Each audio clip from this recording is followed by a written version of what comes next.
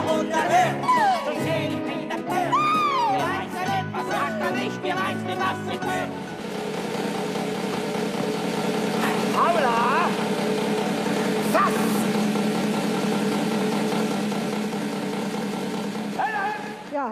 Yes, that was my life.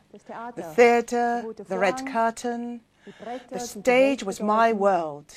Me as an actress, entertaining people, that was my life. For Lea Wyler from Zurich, that kind of life is over. And instead she chose a life that had more meaning for her. She sacrificed her chance of a career on the stage in order to nurse her mother, who was suffering from a severe disease. This change in attitude had a profound effect on Lea's dreams of being a star. When my mother died, all of this broke down, and I became nobody. I had no aim, no real family. There was nothing but death. And I really didn't want to live anymore. In this situation, I met Akong Rinpoche and asked him to help me. With him, I traveled to India, and I came across the poorest of the poor. This experience helped me put my own suffering in perspective. I decided to give my life a meaning.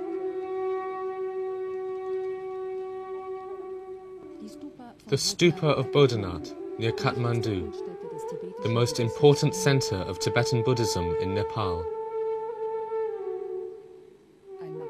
A magnet for tourists, but especially for thousands of refugees from Tibet who have settled in the Kathmandu Valley and circumambulate the holy place in a daily ritual of prayer and meditation.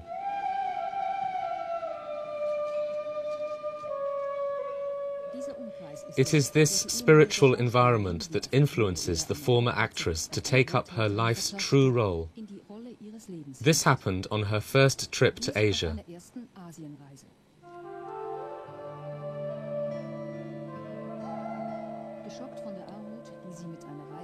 This is Dr. Akong Tulku Rinpoche, the esteemed Tibetan doctor and Lama. Traveling with Rinpoche, Lea was shocked by the poverty she encountered everywhere. Together they decided to found a charity whose name is ROKPA, Tibetan for help. Its aim is to help directly and immediately. However, Lea, who then had no experience, never imagined it would be this direct. This is the street boy Bidur, whom Lea found in a state of dire neglect. She took him in, looked after him, and before she knew it, she had become his second mother. That was 10 years ago. Since then, we've been together, and I started to get used to having a child. I sent him to school. Then a second child came along, then a third one, and then one who was deaf, mute, and physically handicapped. I put that child in a monastery where he learned to cook, and at the end of that very special year, 1990, I had 7 children. Nowadays, whenever Lea appears in Bodhanath, she is Mummy Lea, for children as well as for needy adults. They've all got to know that she may not indulge them at all times, but she will always listen and act on whatever needs to be done, without fear and with resolution. Many tell her about their struggles for existence, like this mother of 7. She cannot support all her children, much as she wants to. If one of her children is taken up by Lea, it will bring some relief.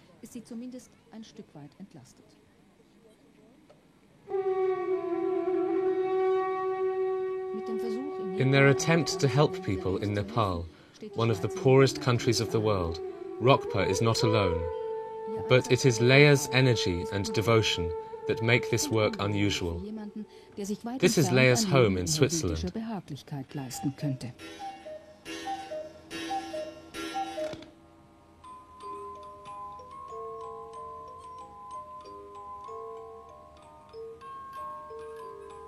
As you can see, she could easily live a life of comfort instead of running around the world helping others. But she is unable to sit still and enjoy this while others suffer.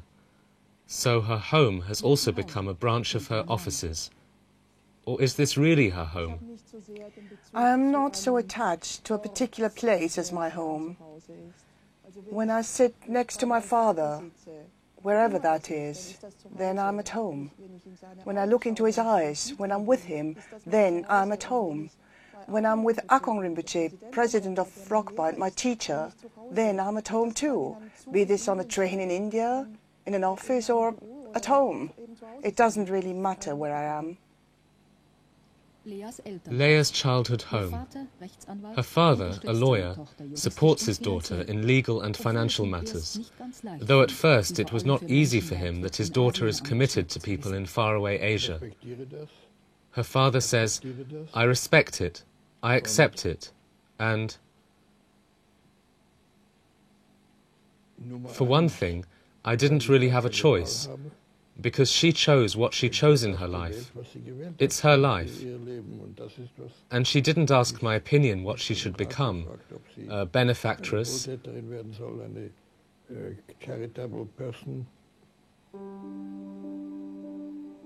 Willful Lea comes from the Jewish family Vielen, who had settled in Switzerland centuries ago, and whose name is known far over the Swiss borders. One of her ancestors is her grandfather, Felix Salten, the author of the deer story Bambi and other works. Her mother, Katia Salten, was an actress, writer and translator. Her father, Dr. Veit Wyler, is unforgotten as he courageously saved the lives of many Jewish refugees, whom he provided with documents during Nazi times. He has been honored several times for his life's work, also as a fighter for peace in the Middle East. Lea, here with her sister Judith, had very formative experiences in her school days. Being the only Jew, she was insulted, attacked, and had to learn to defend herself. No easy heritage. My parents taught my sister and me that we both are what we are. Being Jewish is a wonderful thing. Being Christian too. So what's the difference? Being proud of what we are, not looking down on others or feeling special, but to accept how we are and who we are. And that is exactly what I try to teach my children in Nepal. Very often they are in difficult situations, like being in their school, where other children laugh at them because they are growing up in an unusual way. Then I tell them, being a ROKPA child, belonging to this family is a wonderful thing. You can be proud about it, you've made it. But a lot had to be done before one could say that. In 1995, the donated money was just enough to rent a house in Bodenat for the growing number of children, and then to develop it, together with the children, into the ROKPA Children's Home. In the spring of '96, happy street children marched to their first real home, where they will live, eat, be cared for, and from where they will go to attend a school.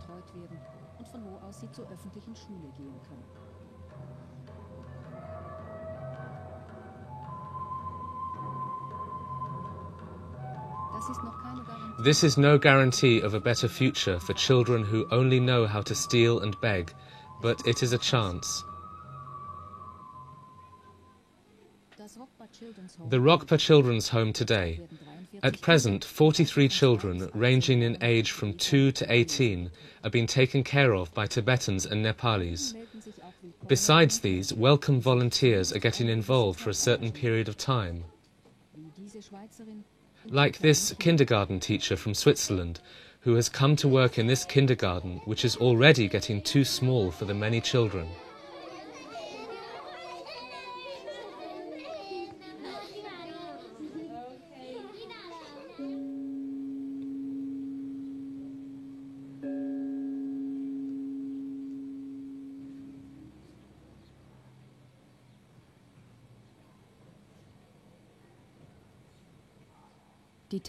Daily meditation is an essential part of life in the children's home, but it is voluntary for the children, be they Buddhist or Hindu.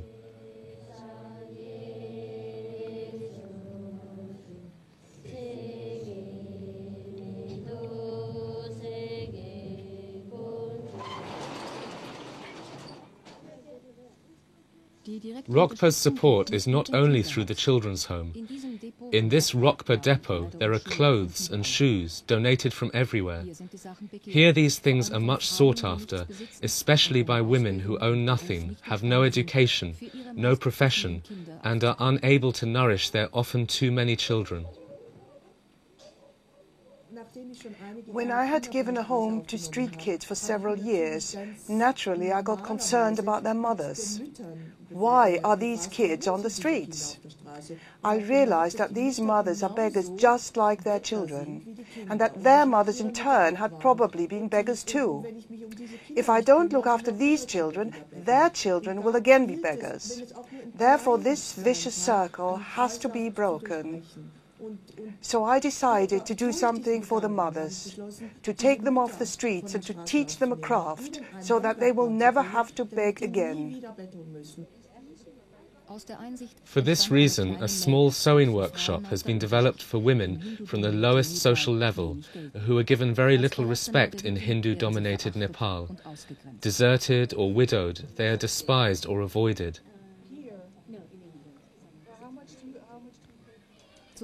At least a few of them, through the sale in the West of what they make, can obtain a little money, plus self-esteem and independence.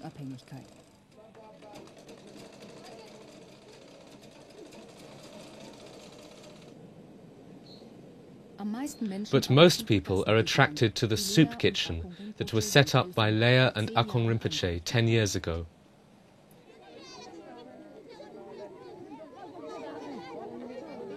In the overpopulated Kathmandu Valley, where hunger prevails, news has spread like wildfire that 2 warm meals are given out every day by Mummy Lea and her helpers. Here Margaret greets them.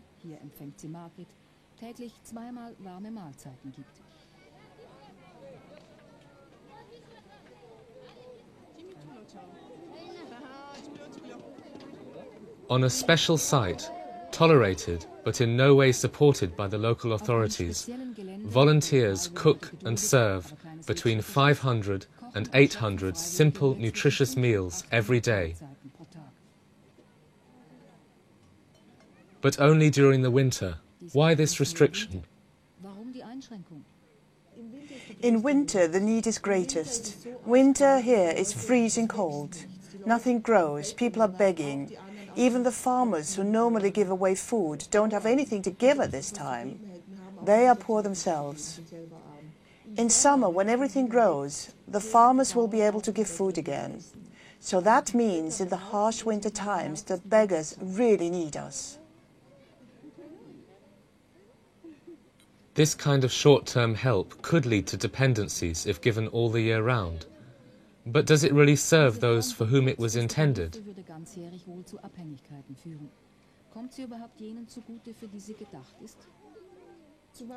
To my great surprise, only the very poor show up at the soup kitchen. If once in a while somebody just wanders along by accident, and even though they may be able to afford their own food, we give them a meal, well, why not? What do we lose? Nothing at all. A sideline, a makeshift waiting room in front of the medical tent. The general health of the poor is in an extremely bad state. Malnutrition, polluted water and air add to the problem. Doctors and nurses from the West treat all kinds of ailments, but refer severe cases to hospitals, where ROKPA will finance them. One of the problems is the lack of longer-term commitment. Medical people who have heard or read about the ROKPA project show up, but they tend to come and then to go again. A lot of medicines do get donated, but they are not always suitable, and ROKPA is actually in need of money. This means that ROKPA would have the direct funds to buy medicines that are needed in each individual case that comes along. If somebody directly requests help, then Lea needs not just strong nerves and patience, which by her own admission is not her strong side, but she also needs a good sense of humour.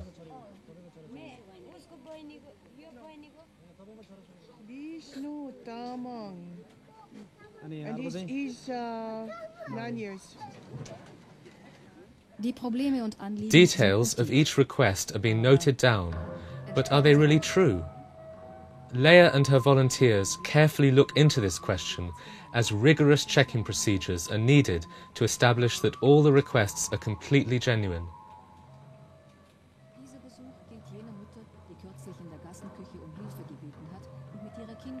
Here a meeting has been set up with the mother who recently asked for help at the soup kitchen. She lives with her 7 children in one single room.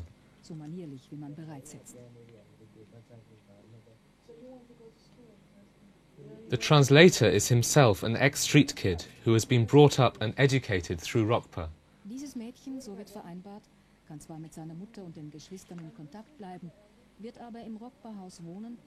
It is decided that this girl will stay in close contact with her family, but will live in the ROKPA children's home, and instead of begging, she will attend school. First of all, little Sali gets new clothes. She is a little bewildered as she takes the first steps into her new life.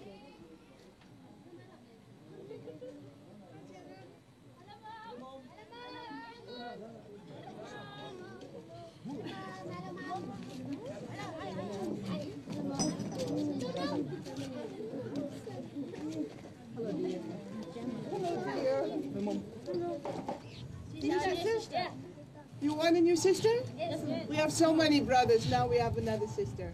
Only the future will show if there'll be sponsorship for Sali's education, and then maybe she can become more than just a second-class citizen in her own country. Back in Zurich, ROKPA International headquarters.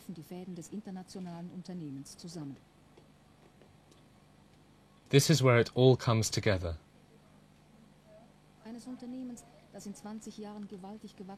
The international organization has grown immensely in the last 20 years.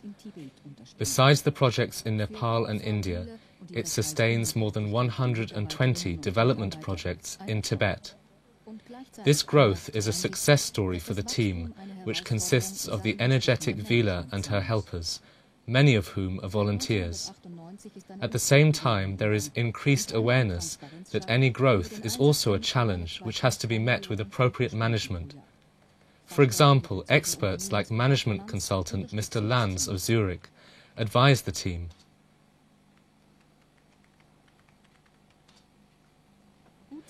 A large portion of funds come from within Switzerland, but this is by no means enough.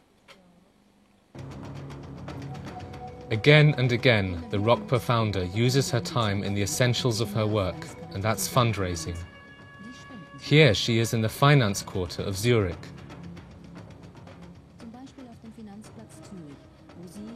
She, who herself loves jewellery, but will wear the costume variety, marches past the diamonds and goes hunting after her goals. Sometimes with success, sometimes without. She is not afraid to go knocking on people's doors, especially not if it is the door of Andreas Vollenweider, who is a world-famous musician whom she once met and thought had a generous nature. Her long experience as the voice of those who are unheard and desperate does not let her down. I was going to ask you to make a gesture. A gesture?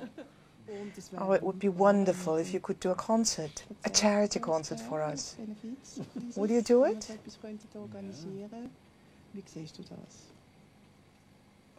That's a great idea. I'll be very happy to do it. What form, a concert or something else, we'll decide later. When I feel for something like ROKPA, I'll always find a way to support it.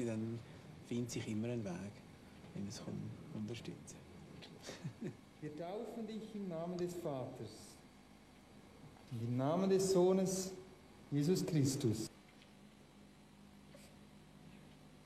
und im Namen des Heiligen Geistes. When Lea stands in front of a congregation in a church, her former experience in the theatre comes in handy. We all have too much money. We don't know what to do with it. We even have to pay someone to take our garbage away. We run this way and that way, and we're not happy anyway. So I want you to know how much you could achieve by just helping us, helping the people in Tibet and Nepal. With $50 or $100 a month, you could actually help us pick up a child off the street. We could put that child into school, give it an education, and they would never have to be poor again. It makes me very happy to be able to do that. And if I could infect you with my enthusiasm, I would be so happy. I mean, you are not really happy with your money, are you? All you would have to do is give us maybe 10% of your income every month. And we could pick up hundreds of street children with what you are doing for them. Wouldn't that be fantastic?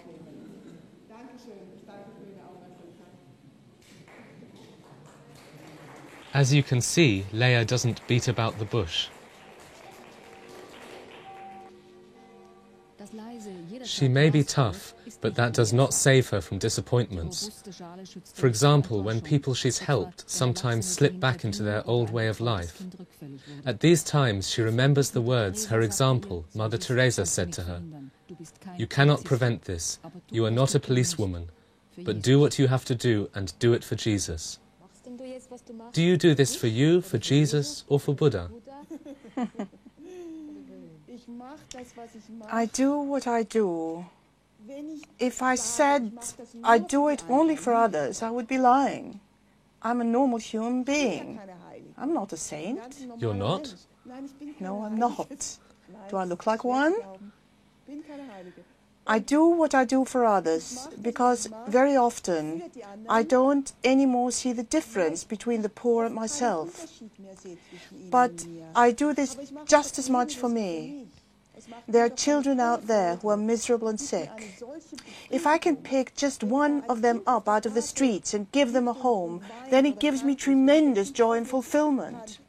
I can't tell you how much this means to me. No stage in the whole world, no applause can be compared to that moment. She also knows other moments, those moments of doubt, those times when she feels overburdened, those moments of loneliness. If the problems get too big and I can't see a solution, then a great despair comes over me and I really don't know how to continue. Then I lose my sense of humor and nobody can make me laugh. It's tough. These situations are heavy. What do you do about it? Then I withdraw as much as I can. Then I do double the amount of work if possible. And for the rest, I go into seclusion and try to find my center. And try to once more understand why I'm in this world. But again and again she is on the road. Like here with a group travelling with Dr. Akong Tulku Rinpoche.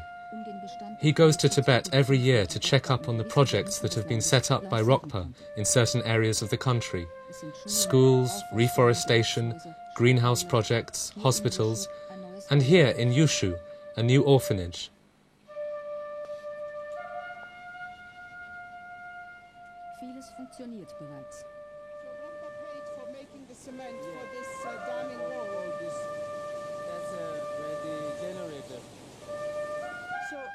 Manches ist erst in der Planungsphase.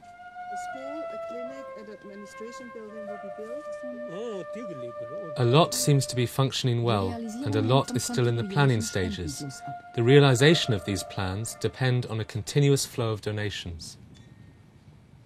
This Buddhist temple is not in Tibet, but in Scotland, in Samyeling, the first Buddhist center in Europe, built by the Tibetan Lama Akong Tulku Rinpoche, ROKPA founder, doctor, and Lea's most important mentor.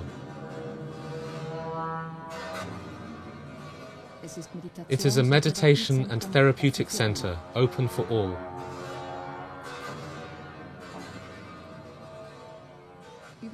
It was due to the example of Akong Rinpoche, her declared model for genuine compassion and commitment, that Lea turned to Buddhism.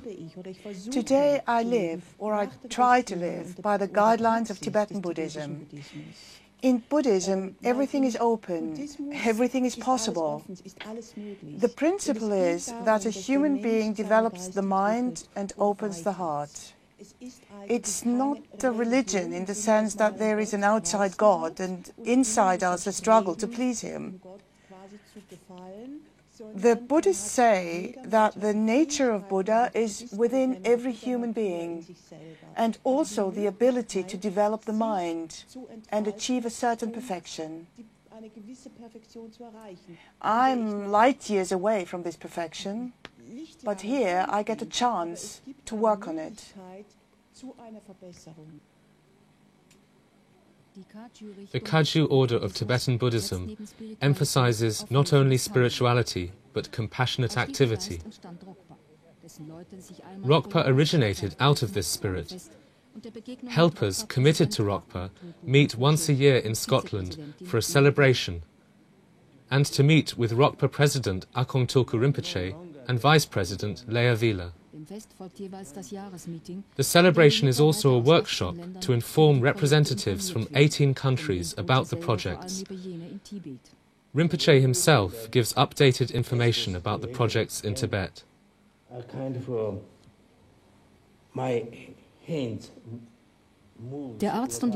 The doctor and Lama from Tibet and the Swiss lady. They are together the moving force for ROKPA. And this would be 96, 97, 98. And I do hope that 99 would actually explode the image. What will happen when both cannot be active anymore? Akong Rinpoche calmly says, of course there will be problems at the beginning. That always happens in every activity.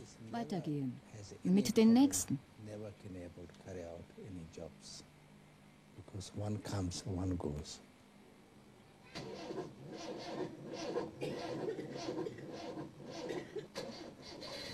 And so it goes. She is used to facing initial difficulties of all kinds, this brave Swiss lady, who continues her work in Nepal unperturbed. Here she is bouncing along with a few of her children to the outskirts of Kathmandu, to this piece of newly purchased land where new things shall grow.